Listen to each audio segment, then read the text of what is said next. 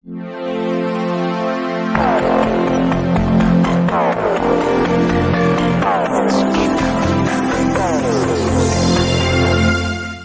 शरदचंद्र पवार पक्षाकडून आपण रेणापूर जिल्हा परिषद आणि पंचायत समिती किती लढवत आहात?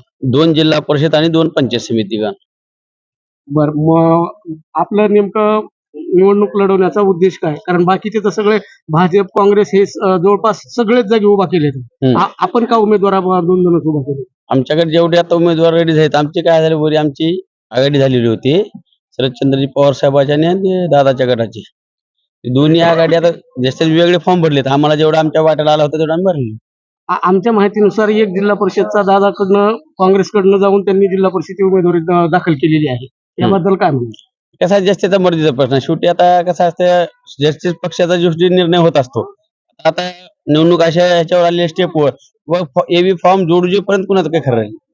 त्याच्यामुळे जास्तीच्या पक्षाचा ज्या उमेदवाराचा निर्णय येतो.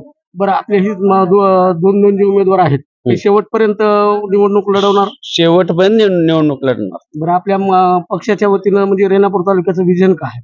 विजन काय, आता येणाऱ्या जिल्हा परिषदमध्ये पंचायत समितीच्या गोरगरीब जनतेची कामं रखडलेली आहेत, त्याची सेवा करण्यासाठी आम्ही जिल्हा परिषद पंचायत समितीचे उमेदवार येतील त्या माध्यमातून लोकांचे काम करणार आहोत.